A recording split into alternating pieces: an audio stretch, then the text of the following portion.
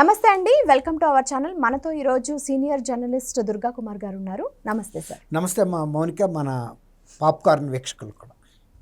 Sir, ఇప్పుడు నారా లోకేష్ గారు party సమావేశంలో ఒక మాట అన్నారు. ఇక్కడ పార్టీ రాజకీయాలు ఉండకూడదు, వర్గ విభేదాలు అనేసి గ్రూపులు కట్టడం అనేది ఉండకూడదు, ఏదైనా సరే పార్టీకి మంచి జరిగేలా ఉండాలి. అలానే మీ వ్యక్తిగతంగా ఏమన్నా ప్రాబ్లమ్స్ ఉంటే మీరు సోషల్ మీడియాల్లో పంచుకోవద్దు, బహిరంగంగా చర్చించవద్దు ముఖ్యంగా అని చెప్పారు. మీకు ఏదైనా సమస్య ఉంటే అది పార్టీ పరంగా తీసుకురండి, ఇక్కడ చర్చిద్దాము. అలాగే మీకు నేను చెప్పిన విషయాల్లో ఏమైనా ప్రాబ్లం ఉంటే తలుపులు ఎప్పుడు కూడా తెరిచే ఉంటాయి, వెళ్ళాలనుకునే వాళ్ళు వెళ్ళిపోవచ్చు, ఎవరిని కూడా బలవంతంగా ఇక్కడ పార్టీలో ఉంచుకోలేము అన్నట్లుగా మాట్లాడారు. ఇవి అంటే దీన్ని బట్టి చూస్తే పార్టీలో ఇలా ఎవరైనా ఉన్నారంటారా? సపరేట్గా ఇట్లా అంత బహిరంగంగా ఇష్టం వచ్చినట్టు మాట్లాడే వాళ్ళు ఎవరైనా ఉన్నారంటారా? లేకపోతే ఇది స్థానిక సంస్థల ఎన్నికలకు సిద్ధమన్నట్లుగా అంటారా? దీన్ని ఎలా తీసుకోవాలి మనం? ఇప్పుడైనా మౌనిక, ఏ రాజకీయ పార్టీ అయినా అది తెలుగుదేశమా ఇంకో పార్టీ అని కాదు, అధికారంలో లేనప్పుడు ఎవరికి కూడా ఎక్కువ కోరికలు ఉండవు, ఎక్కువ డిమాండ్లు ఉండవు, ఎక్కువ ఆశలు ఉండవు, అంచనాలు ఉండవు.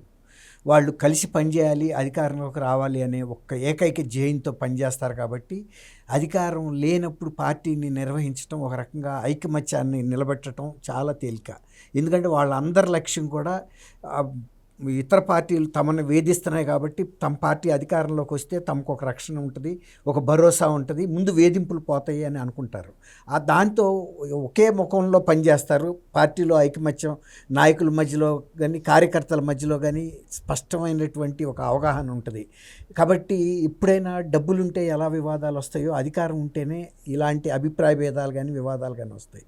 అట్లా ఒక పార్టీ అధికారంలోకి వచ్చిన తర్వాత కూడా గతంలో ఏదైతే వాతావరణం ఉందో ఆ వాతావరణాన్ని కనిపెట్టుకుని కాపాడుకోవాల్సిన బాధ్యత అధికారంలోకి వచ్చిన పార్టీకి ఉంటుంది. అది చాలామంది గుర్తించరు. అధికారంలోకి రాగానే రకరకాల మంది వ్యక్తులు ఎవరికాళ్ళు ఒక స్వతంత్రంగా వ్యవహరిస్తారు. అంటే వాళ్ళ అభిప్రాయాలని పత్రికల ముందు వెళ్ళి చెప్పటం, బహిరంగ సభల్లో అసంతృప్తి వ్యక్తం చేయటం, కొంతమంది ప్రత్యర్థులతో కూడా వెళ్ళి ఎలాంటి అభిప్రాయాలు చేయటం వలన ఏమవుద్దంటే పార్టీ ప్రతిష్ట మసకబారుతుంది. అది అటువంటి పరిస్థితి రాకూడదు. ఇప్పుడు కూడా ఇంత కష్టపడ్డ తెలుగుదేశం పార్టీ చిరకాలం కూడా అదే వాతావరణం పార్టీలో కొనసాగాలన్నదే ఆయన ఉద్దేశం. ఆయన తరచుగా కూడా వ్యక్తిగతంగా కార్యకర్తలు కలిసినప్పుడు కానీ, నాయకులు కలిసినప్పుడు కానీ, లేకపోతే శ్రేయోభిలాషులతో కూడా ఆయన వ్యక్తిగత సమావేశాలు కూడా పెట్టాడు. పార్టీ చాలా చిరకాలంగా పనిచేస్తున్న కుటుంబీకులతో కూడా. ఎందుకంటే తెలుగుదేశం పార్టీ అనేది ఒక కుటుంబ వాతావరణంగా ఉండాలి, కానీ ఇదొక పార్టీ గాను, కొంతమంది నాయకులు గాను, కొంతమంది కార్యకర్తలు గాను మనం ఎప్పుడు పల్లకి మోసేవాళ్ళమేనా, మనని ఆ నాయకులు గుర్తిస్తారా లేదా అనే వాతావరణం ఉండకూడదు.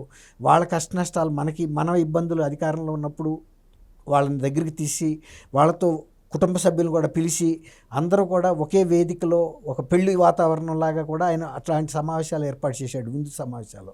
అక్కడ అరమరికలు లేకుండా ఎవరికాళ్ళు వ్యక్తిగతంగా మాట్లాడుకోవచ్చు. ఆ వాతావరణాన్ని ఏర్పాటు చేస్తున్న సందర్భంలో మీరు వేరు, మేము వేరు కాదు. అట్లాగే ఎక్కడన్నా అటువంటి పరిస్థితి ఉంటే కూడా ఏదైనా అంతర్గత సమావేశాల్లో మనం చర్చించుకుందాం తప్ప మీరు వాటిని బహిర్గతంగా చేసే విధంగా ప్రసార సాధనాల దగ్గరికి, పేపర్లకో, టీవీలకో, సోషల్ మీడియాలకో ఎక్కొద్దు. తర్వాత అసలు అటువంటి ఆలోచన కూడా రానివద్దు. అటువంటి ఆలోచన కనుక వచ్చే పరిస్థితి ఉంటే, ఒకవేళ కనుక మా వ్యక్తిత్వం, మా ఇండివిజువాలిటీ ఇక్కడ ఉండాలి, మా గుర్తింపు ఉండాలి, ఇక్కడ లేదు అని ఎవరన్నా భావిస్తే ఎవరిని కూడా పార్టీలో బలవంతంగా మేము ఉంచజాలము.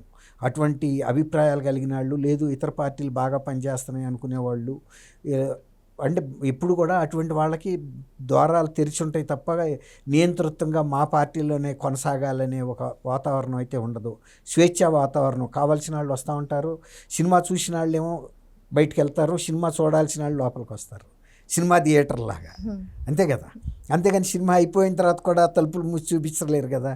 అట్లాగే ఆయన ఉద్దేశం ఏంటంటే పార్టీలో స్వేచ్ఛగా ఉండండి మీరు, అందుకు కావాల్సిన వాతావరణం మేము కల్పిస్తాము, అవి ప్రతి వాళ్ళ ఏమైనా ఇబ్బందులు ఉంటే కూడా, జినియన్ ఇబ్బందులు అయితే కూడా వింటాము అని పరిష్కరించుకుందాం. అంతేగాని అనవసరపు అంశాల మీద వ్యక్తిగత ప్రతిష్టకు పోయి, ఒకళ్ళ మీద ఒకళ్ళు పట్టుదలకు పోయి, ఇతర పార్టీల్లో లాగా బహిరంగంగా కొట్టుకోవటం, ఇవి చేయటం వలన పార్టీకి ప్రజల్లో ప్రతిష్ట దెబ్బతింటుంది. పార్టీ బలమైనటువంటి పునాదులు కదులుతాయి. కాబట్టి ఎప్పుడైతే ఈ పునాదులు కదులుతాయో అటువంటి వ్యక్తులు పార్టీలో ఉండటం కన్నా వెళ్ళిపోవటమే శ్రేయస్సు. పార్టీకంటూ సొంత పునాదులు ఉన్నాయి, కానీ దానికన్నా బలమైన వ్యక్తులు కార్యకర్తలు. వాళ్ళ ప్రవర్తనే పార్టీకి బలం. అటువంటి ప్రవర్తన అనేది ఒక ఆదర్శంగా ఉండాలి. తెలుగుదేశం పార్టీలో అందరూ కలిసి పనిచేసుకోవాలి. అట్లాగే ఏమైనా సమస్యలు వచ్చినప్పుడు అందరూ సమైక్యంగా కూర్చుని అంతర్గతంగా చేయాలి. ఇప్పుడు ఇది ఆయన ఏ వేదిక మీద బహిరంగంగా చెప్పిన అంశం కాదు ఇది. ఆయన అనేక సందర్భాల్లో అంతర్గతంగా మిత్రులకి, సాటి మంత్రులకి, లేదా నాయకులకి, కార్యకర్తలకి, ముఖ్య కార్యకర్తలకి చెబుతా ఉన్న అంశమే. అలాగే కొంతమంది పాత్రికేయుల్ని కలిసినప్పుడు కూడా పార్టీ అనేది మేము ఈ వాతావరణం ఉంచదలుచుకున్నాం తప్ప ఒక పార్టీ నాయకుడు ఎక్కడో ప్యాలెస్లో కూర్చుని పార్టీ నాయకులకి, కార్యకర్తలకి కట్ ఆఫ్ అంటే సంబంధం లేని విధంగా ఉండే ఉద్దేశం మాకు లేదు. ప్రతి సందర్భంలోనూ కార్యకర్తలు, గ్రామస్థాయి కార్యకర్తల నుంచి మొన్న కొన్ని పోస్టులు వేసినప్పుడు కూడా చాలామంది ఆశ్చర్యపోయారు, మనని ఇంతరాకా గుర్తిస్తారా అని. వాళ్ళకి రాష్ట్ర స్థాయి పదవులు కూడా ఇచ్చారు గ్రామస్థాయి వ్యక్తులు. కానీ గ్రామస్థాయి అంటే వాళ్ళు పార్టీని నమ్ముకుని విశ్వసనీయంగా పార్టీ ఆదర్శాలని కొనసాగించారు. అనేక కష్ట నష్టాలను ఎదుర్కొన్నప్పుడు వాళ్ళు చేసిన త్యాగాలని పార్టీ గుర్తించింది. అది తెలుగుదేశంలో మాత్రమే జరుగుతుంది. మిగిలిన సాట్ల బాగా డబ్బున్న వాళ్ళకి పదవులు వస్తాయి, ఇంత ఖర్చు పెట్టుకుంటారా, అంత ఖర్చు పెట్టుకుంటారా అని. రామారావు గారి టైం నుంచి కూడా ఒక మధ్యతరగతి వ్యక్తులు, దిగువ మధ్యతరగతి వ్యక్తులు కూడా ఎమ్మెల్యేలకు ఆగలింది తెలుగుదేశం పార్టీలోనే. అంటే మీరు అప్పటికి ఇంకా పుట్టి కూడా ఉండరు, అంటే 82 ప్రాంతానికి.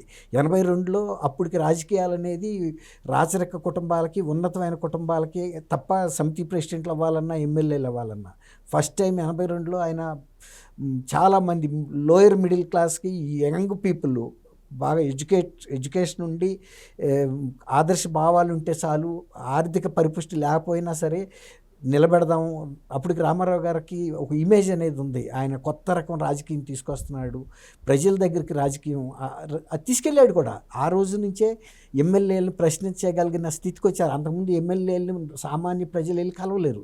గ్రామంలో పెద్దలు, అది కూడా ఏదైనా పెద్ద గ్రామాల్లో పెద్ద కుటుంబాలకు చెందిన వాళ్ళకి మాత్రమే అవకాశం. అది మినిస్టర్ అయితే మరీ కష్టం. కానీ ఆ మొత్తం వరవడంతా మారిపోయింది. తర్వాత అంతకుముందు ఒక నియోజకవర్గం, ఒక తాలూకా అని ఉండేది. ఇప్పుడు నియోజకవర్గంలో దాదాపు 7-8 మండలాలు వచ్చేసినాయి. అంటే అధికారాన్ని ప్రజలకి దగ్గరికి తీసుకెళ్ళిపోయారు. అట్లా మండలాధ్యక్షులు వచ్చారు. ఆ రోజుల్లో సమితి ప్రెసిడెంట్ అంటే ఎమ్మెల్యేకి ఈక్వలెంట్ పర్సన్, అంటే టెర్మినల్ అనేవాళ్ళు. ఒక సమితి, ఒక అసెంబ్లీ నియోజకవర్గము సమానంగా ఉండేవి. ఇప్పుడు అట్లా కాదు. ఒక ఎమ్మెల్యే ఉంటాడు, సమితి ప్రెసిడెంట్లు 6-7 మంది కూడా ఉన్నారు. ఒక్కొక్క అసెంబ్లీ నియోజకవర్గంలో ఇంకెక్కువ మంది కూడా ఉన్నారు. అట్లా అధికార వికేంద్రీకరణ చేయటం మధ్యతరగతి, దిగువ మధ్యతరగతి, బీసీ వర్గాలకి, ఎస్సీ ఎస్టీలకి అధికారం తీసుకెళ్ళిన పార్టీ తెలుగుదేశం.